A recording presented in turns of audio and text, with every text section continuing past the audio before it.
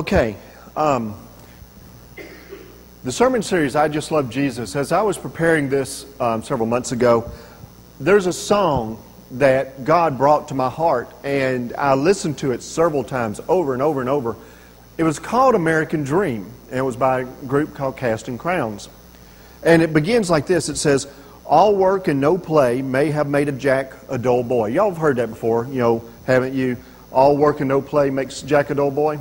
Well, he says, all work, no play may have made Jack a dull boy, but all work, no God, has left Jack with a lost soul. But he's moving on full steam. He's chasing the American dream. And he's going to give his family the finer things. What they're saying in here is, no matter what, the father in this scenario, the father is going to do whatever it takes to provide for his family, give his family the best of the best, no matter what. He's going to get that American dream. He's going to give them everything, and even if it means he loses his soul in the process. Now, so that made me think about the American dream, okay? And I wanted to think, what exactly is the American dream, all right? Well, I went to 5 different places to look up the definition, because I know as we think about the American dream, some people may think of different things. Early on, it was that the American dream was to have a home. For some, this morning, I've been sitting around drinking my coffee, and to me, that's pretty much an American dream for me, just that I can drink my coffee in the morning. And for some of you, it may be the same thing. I was sent an email by Richard this week when he got the PowerPoint and saw the title, and he was talking about Benjamin Franklin early on and what he called the American dream. But now, what I did, I wanted to get what the typical American person's concept or idea of the American dream was. So I went and I looked up 5 different definitions. Webster's online dictionary. First place I started. It says, an American social ideal that stresses material prosperity, also the prosperity or the life that is the realization of this idea. So, it's the American social ideal that stresses having material prosperity, prospering with material stuff. Okay. Answers.com, another place on the computer. An American ideal of a happy and successful life, happy and successful, bringing that together, to which we all may aspire. Okay? Dictionary of Cultural Literacy, a phrase connoting hope for prosperity and happiness, bringing prosperity and happiness together, symbolized particularly by having a house of one's own. All right? Now, Random House, a popular belief that perseverance and hard work, so if you work hard enough, persevere, that will bring forth America's bounty in the form of material well-being. Work hard, do what you're supposed to, you can have material wealth. All right? Wikipedia, my last one, my 5th one, a national ethos of the United States in which freedom includes with it a promise of the possibility of prosperity and success. So basically, I combined all these things together. When we get the definition of the American dream, as defined by various places, it's the hope of prosperity and that leading to happiness and getting things we want out of life, especially if we work hard enough and persevere. Okay, it's getting what we want out of life. All right, so that's kind of what I got out of all these definitions. Now, okay, the fact is, sometimes the American dream can become a nightmare. It can become a nightmare because oftentimes when we work hard, but we strive to get all of these things, especially in a society where we want it before we deserve it or want it before we can earn it, we can leverage ourselves to the hilt. And we wind up having the bank really owning more of what we have than we do. You know what I mean? That was really part of the downfall of the economy, a few years back, when, whether you agree with this or not, and it does, that's not what I'm here to talk about this morning, but when the government helped out or bailed out the banks Because the banks were giving loans to anyone, right? Banks were giving loans. Somebody comes up and says, I make $300 a month. I want this $3 million house. They get a loan. And what happens? They, a month or two into it, they can't afford it. Well, the bank should have never given them a loan, but the people should have realized they couldn't have had it. So, but aspiring for something, it's okay to have aspirations, but when we aspire for these things and we try to get it, sometimes it can be a nightmare because we went about it the wrong way. All right? The American dream can also become a nightmare when you work so hard to get what you want that you got no time to enjoy it. When you work day and night, and you only have a few hours, if that, to enjoy what you've gotten or collected. Or you work for the finer things, for your family. But in reality, what they needed most was time, was your presence, your time. But they lose that when you're working so hard to give them what they want, they never actually see you. So it can become a nightmare in that instance. Or when we push ourselves, and maybe we work our way up the social ladder, but what we don't realize is when we're the boss of everything, the stress comes, and there's more stress in that than being a follower, more stress than being a leader, and we work so hard that maybe our physical health declines because of it. You work hard, so hard, and maybe more strenuous than you should, and you work for retirement. That's your goal. And when you retire, you find out you can't enjoy it because, well, let me give you an example. I saw a brother-in-law this past week, Michelle's brother-in-law, her sister's husband. He's he's wealthy. He's prospered over his lifetime. And he told me about over the last few years how he's not been able to enjoy it because he's had a stroke, he's had a heart attack, and now he's found out he's got cancer.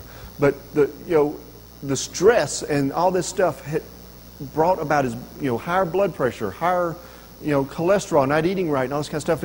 And yes, he worked hard to prosper, but now he really can't enjoy it because his body has been broken. Now, there's a lot of folks today under these economic times we've got that may even believe that the American dream doesn't exist anymore because they don't see that they can even achieve these things. So that leads me to what I define today as the un-American dream. Now, I did this. I searched hard for the right term. And it did its job because Eileen came up to me this morning and said, I want to know what this means. I got your attention with this, okay? I don't mean a socialist dream. I don't mean a communist dream. I don't mean a European or whatever dream, okay? No, what I'm talking about, when I talk about the un-American dream, I'm talking about where the American dream, we're striving for all these things, can go wrong. I'm talking about the opposite. I'm talking about the opposite of how things can go wrong. I'm talking about the opposite way. You might even say the Jesus way. I could have said the Jesus dream. I love the Jesus dream, but that wouldn't have got your attention as much as un-American dream did. So, did it work? I know it got Eileen's attention. So today when I talk about the un-American dream, it's that Jesus dream. It's where when we push ourselves so hard to gain the American dream, how that can go wrong. The American dream is about getting, okay? If we look at the definitions, it's about prospering. It's about material wealth, okay?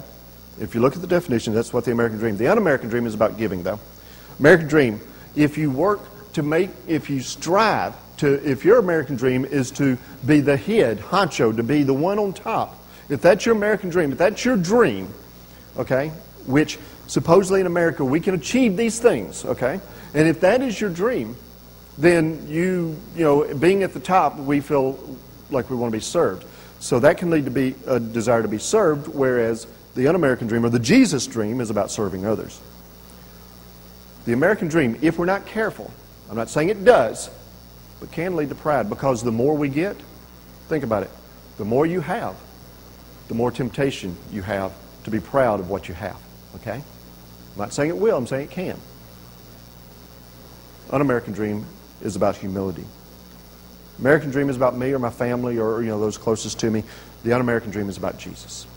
All right, so you get what I'm saying here? I'm not saying you're supposed to be un-American. I'm saying that there's a better way. There's a Jesus way. All right? Let's look at these things I was talking about a while ago. As far as the difference in getting and giving. As we said, in these definitions, the American dream is about receiving. It's working hard and getting, the best of things or getting the better things in life. In the book of Acts, Luke writes the book of Acts. He's quoting Paul, who's quoting Jesus. Luke quoting Paul, quoting Jesus, all right?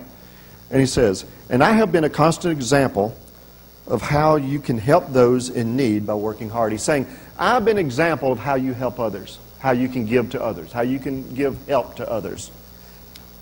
And then he says, "You should remember the words of the Lord Jesus. It is more blessed to give than to receive." It is more blessed to give than receive. Now, many will argue this fact. They'll say, no, I'd rather receive. I'd rather receive. They bought into a lie. Because the Bible stresses, the Bible says, it's more blessed to give than to receive. Jesus, throughout the Bible, is talking about giving. Jesus is the ultimate giver. And I'm going to prove to you right now it's more blessed to give than to receive. In the book of Genesis, it says that we were created in the image of God, right? We were created in the image of God. Now, this image has been messed up by sin. But we were created in the image of God. God is the ultimate giver. God gave life to this world. God gave life to each and every one of us. God gave us a second chance when sin ruined our life. God gave us Jesus. God gives. He's the ultimate giver. Jesus is the ultimate giver. He gave His life for us. If we're created in that image, then we're created to give. And it's only when we do what we're created to do that we'll be most fulfilled, most happy, most blessed. Now, that's only when we give out of the right heart, though. All right? It's only when we accept Jesus and we have Jesus in our hearts and when we give out of that heart of Jesus Christ that we'll truly be fulfilled, that we'll truly be blessed. People give for all kinds of wrong reasons and they're not blessed. But when we are doing what we're created to do, when we are giving as we are created to give, it says it right here in the Bible, it's more blessed to give than to receive. Let me ask you this. Just think about it in your own life.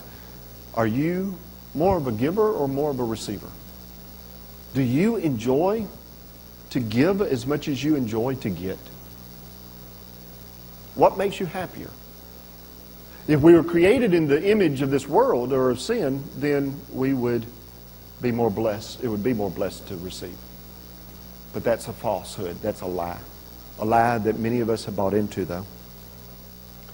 The American dream can, I'm not saying it is, American dream can mean that we want to be served.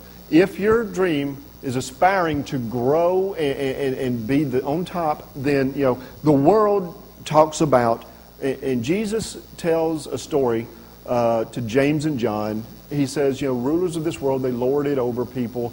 Rulers of this world, if we aspire to be a ruler of this world in any circumstance, then we aspire to be served by others, okay? But he also says to them, he goes on in the Gospel of Mark. Let me find this. The Gospel of Mark. James and John have come to him and they've said, look, we want to be at your left and right. We want to be rulers. We want to be great. We want that dream. We're dreaming of better things. You might say they want the American dream, even though they don't live in America, obviously. We want to be great. We want the greatest.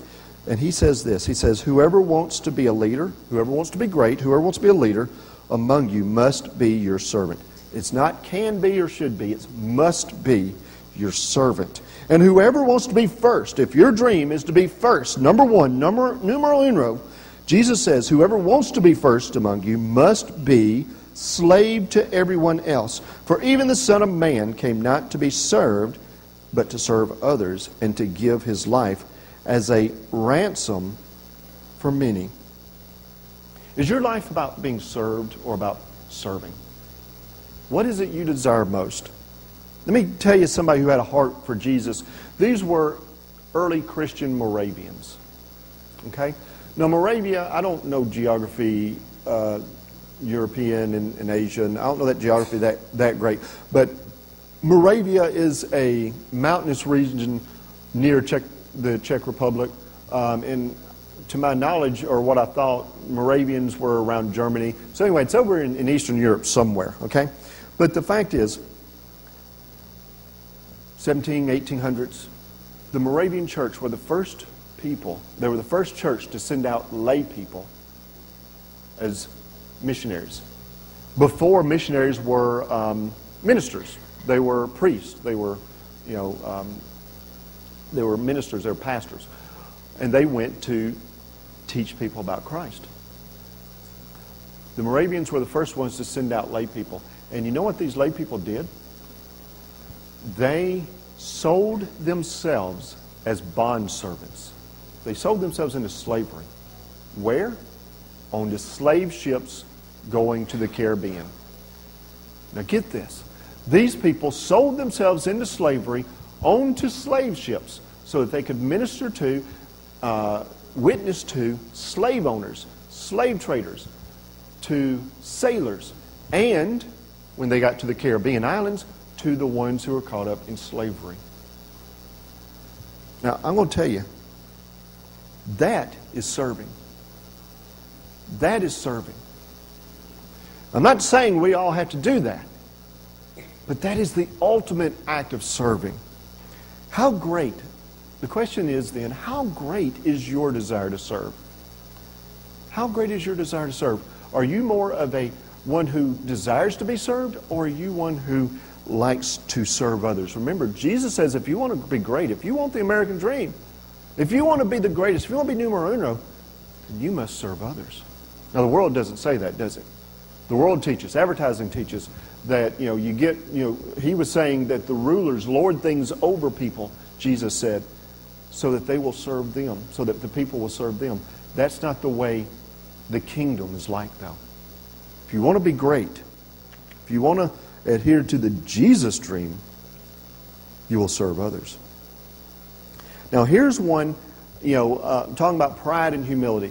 Here's one that, I'm not saying the American dream will always lead to pride, okay?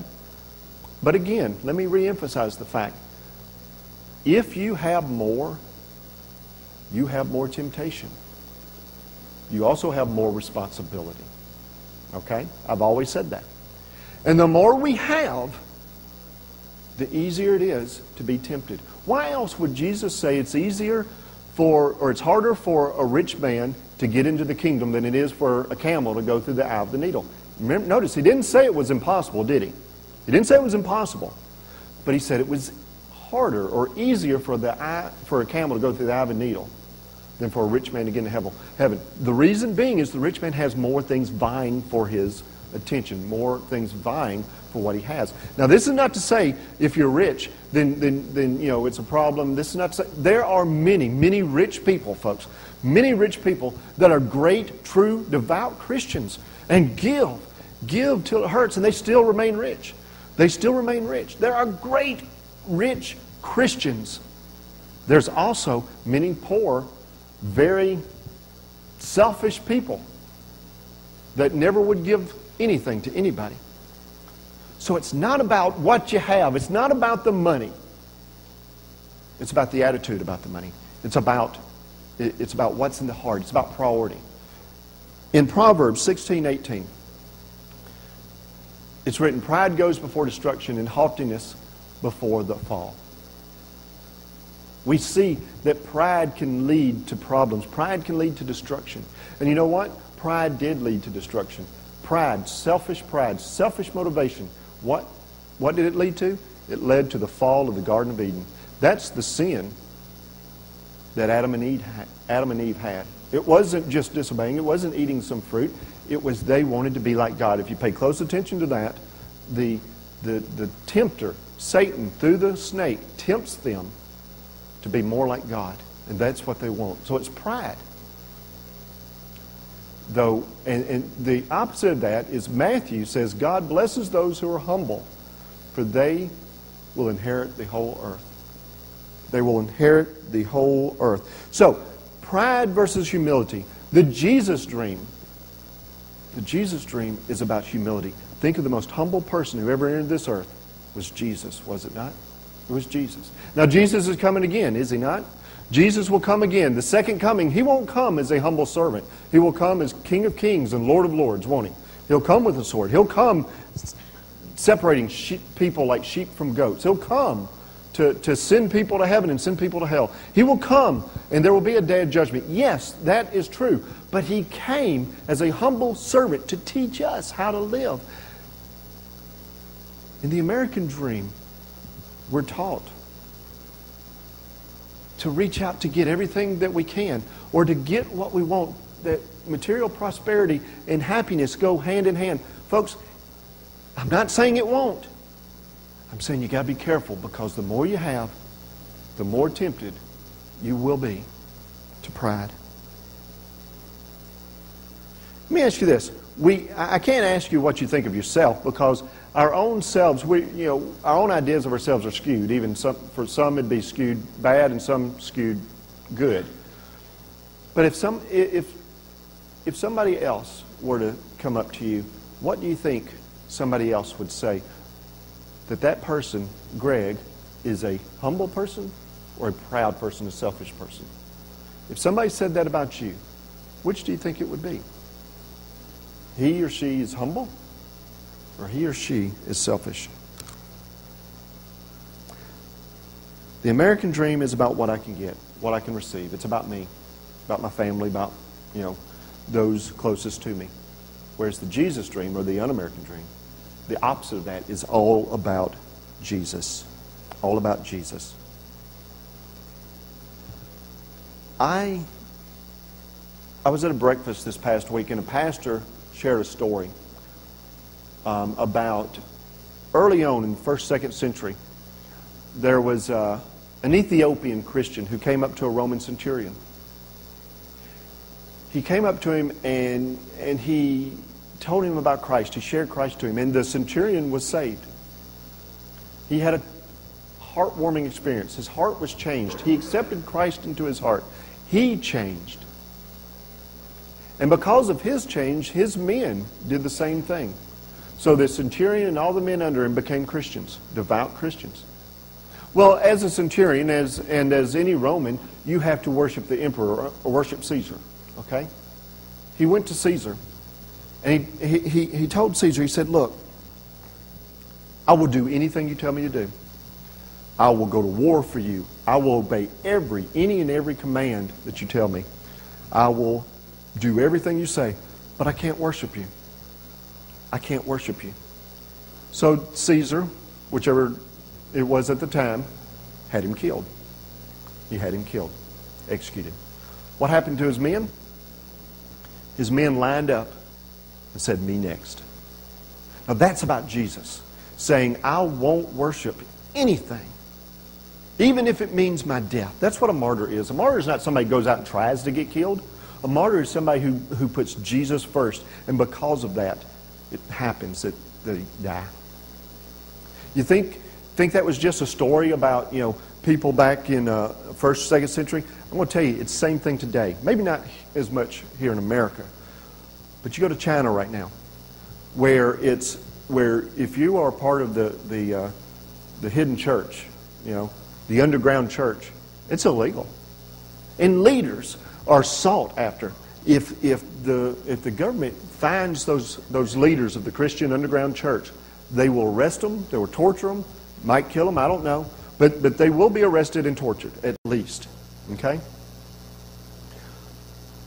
You might think, and several of these leaders have been arrested. You might think after a while leaders would be in scarce demand in China. But that's not so. Because the people in the underground church are stepping up. They're standing in line waiting, saying, if this leader goes, if they arrest him, I will take his place. I will take his or her place. Because the most important thing to them, above all else, above all things, is Jesus. It's Jesus. Now, in light of these stories, just how important is Christ to you? How important is Christ to us? Would we be willing to give up our lives? I don't know.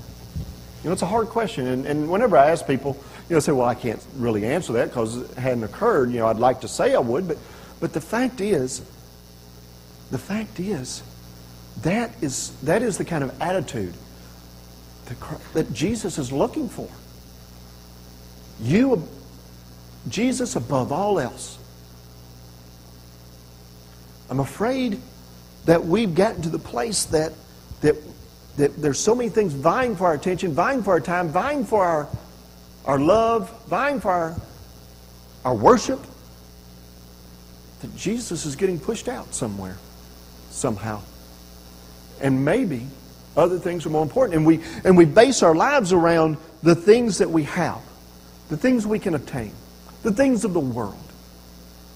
In the Gospel of Matthew, after the Sermon on the Mount, Jesus writes these words. It's found in Matthew 7, verse 24. It says, anyone who listens to my teaching, or the things that he's been teaching, and follows it is wise, like a person who builds a house on solid rock. Though the rain comes in torrents and the floodwaters rise and the winds beat against that house, it won't collapse because it is built on bedrock.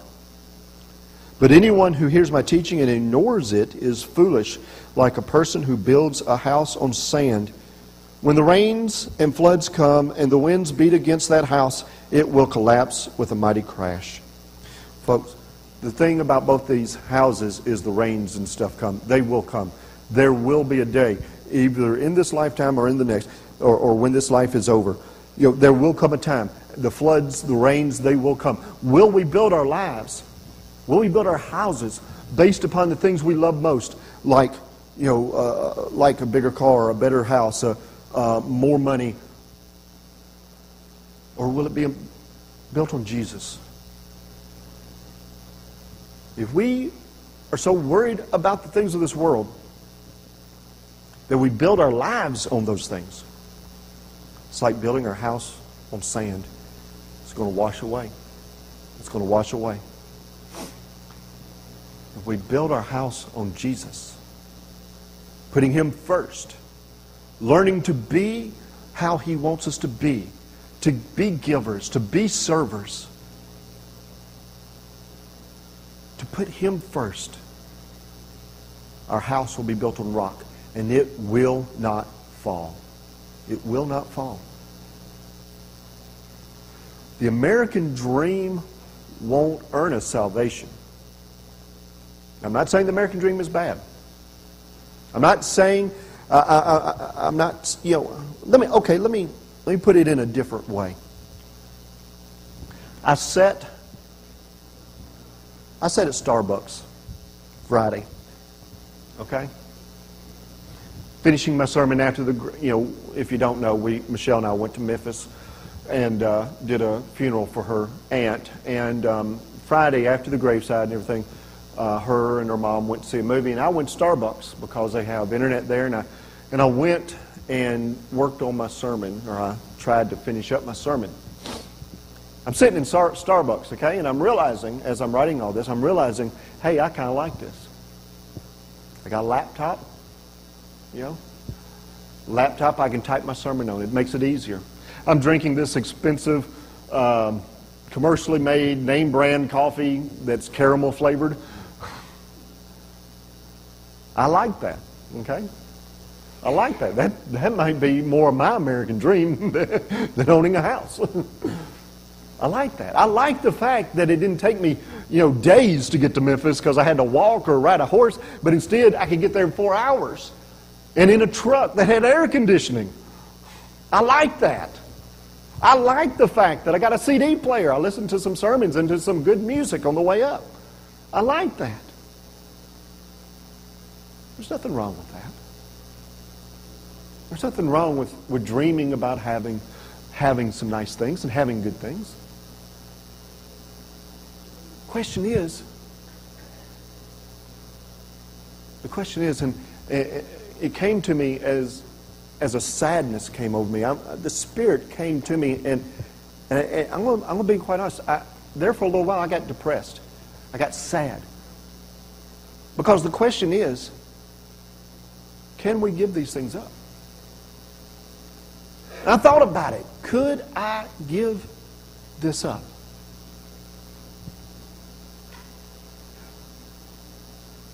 I'm trying, with all modesty, yes, I could. I know I could. I know I could because I got a feeling it won't be that someday God will call me to do just that. But what brought sadness to me was the fact that I know so many, and I have this feeling, I just got this feeling that there's so many who can't. There's so many people who can't. And I'm saddened by the fact that Jesus is less important to some people than the stuff that we have. Now, only you and Jesus know that about you. I'm not pointing fingers or blaming anybody. That's just what God shared with me this past week. What I want you to go home with today, from this, not saying, oh, Greg said you can't have the American dream. Not saying Greg says I can't have stuff. Or Greg's un-American, though I've been blamed with that before. But I want you to go home asking yourself and speaking to God about, what could I give up for you? What's more important in my life than you?